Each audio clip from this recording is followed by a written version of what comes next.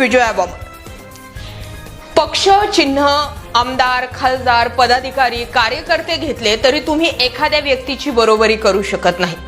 शरद पवार असो की उद्धव ठाकरे असो, दोघांचीही जागा ना एकनाथ शिंदेंना घेता आली ना अजित पवारांना घेता आली. लोकसभा निवडणुकांच्या माध्यमातून अमित शहा यांनी जागा वाटपाचे जे फॉर्म्युले निश्चित केलेत त्या फॉर्म्युल्यानुसार तर हेच हात येत आहे की तुम्ही पक्ष, चिन्ह तर मिळवलं, तेही आमच्याच पाठिंब्यावर मिळवलं, पण तुम्ही शरद पवार किंवा उद्धव ठाकरेंची जागा घेऊ शकत नाही.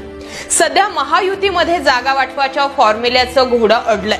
हालचाली इतक्या जोरदारपणे सुरू आहेत की रोजच दिल्लीवारी होते. अशामध्येच मुख्यमंत्री म्हणून एकनाथ शिंदे यांना जे हे पद मिळालं होतं त्या पदाची किंमत अशी आहे की तुम्हाला 2019 ला ज्या 23 जागा दिल्या होत्या त्या बदल्यात आता तुम्हाला फक्त 9 किंवा 10 जागा लढवाव्या लागणार आहेत. 50 आमदारांच्या जीवावर मुख्यमंत्री केलंय. आता त्यागाची भावना तुम्ही ठेवा. नव्याचे 9 दिवस संपलेत, पाहुणचार सुद्धा तुमचा संपल्यात जमा. यापेक्षा सुद्धा सगळ्यात जर खराब हालत कोणाची असेल तर ती अजित पवार गटाची.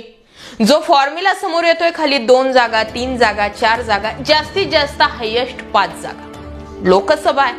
आणि तुम्ही राष्ट्रवादी या काँग्रेस पक्षाचे राष्ट्रीय अध्यक्ष झालेले आहात. त्या अजित पवारांना इतका पाण्यामध्ये सध्या भाजपा बघतय आणि तरी सुद्धा तुम्ही सत्तेत टिकू नये.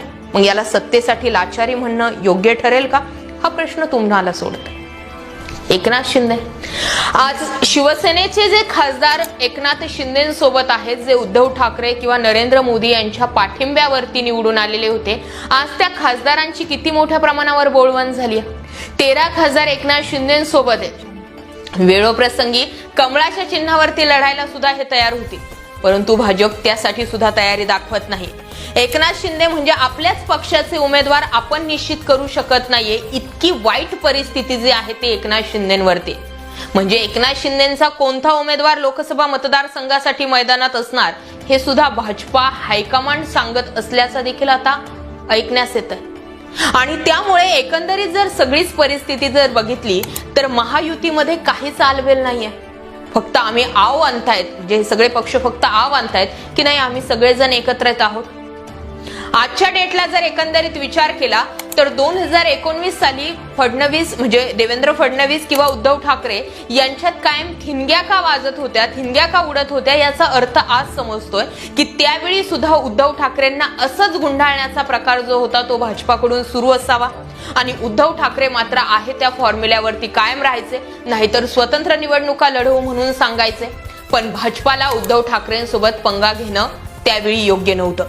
आजच्या डेटला सुद्धा नाहीये.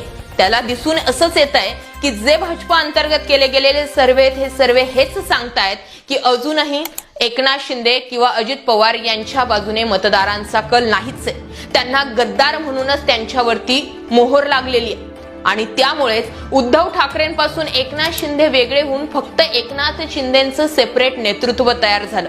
बाकी पक्षाची हालत जी आहे ती जवळपास संपल्यात जमा. आतापर्यंत शिवसेनेचा इतिहास असाच राहिलाय. जो कोणी शिवसेनेला उद्धव ठाकरे किंवा बाळासाहेब ठाकरेंना सोडून गेलाय, शिवसेनेपासून दूर गेलाय, तो व्यक्ती पुन्हा निवडून येत नाही. आता या विद्यमान खासदारांना तिकीटच मिळणार नाही, त्यामुळे निवडून येण्याचा प्रश्नच नाही. भावना गवळी, हेमंत पाटील, हेमंत गोडसे, गजानन कीर्तीकर, चौघांचा पत्ता जवळपास कट झाल्यातच जमा. अजित पवारांकडे सुनील तटकरेंची जर जागा सोडली तर सातारा, माढा, बारामती, शिरूर यासाठी फक्त आणि फक्त रस्सीखेच सुरू आहे. एकंदरीत काय भाजपा हायकमांड हेच सांगू पाहत आहे की तुम्ही पक्ष, चिन्ह कसं मिळवलंय हे आम्हाला माहिती. तुम्ही बाहेरच्यांसमोर देखावा करू शकता, आमच्या समोर नाही. त्यामुळे आहे तसं तोंड गिळून गप्प बसा. हाताची घडी आणि तोंडावर बोट. आम्ही तुम्हाला आमच्या सोबत घेऊन जातोय, हे तुमच्यावरती केलेले उपकार आहे हेच सांगण्याचा प्रयत्न होतोय का? कमेंट करा. आणि पवार आणि ठाकरे यांचा पक्ष, चिन्ह घेतला असला तरीही या दोघांना त्यांची जागा घेता आली नाहीये का, याबाबतही व्यक्त व्हा. बाकी जय महाराष्ट्र पब्लिक. कोणत्याच अधिकारनामा जाणीव हक्काची या न्यूज चॅनलला लाईक, शेअर व सबस्क्राईब करण्यास विसरू नका व सदैव रहा अपडेट. जाहिराती व बातमीसाठी आजच न्यूज चॅनलशी संपर्क साधावा. 80 87 820 897.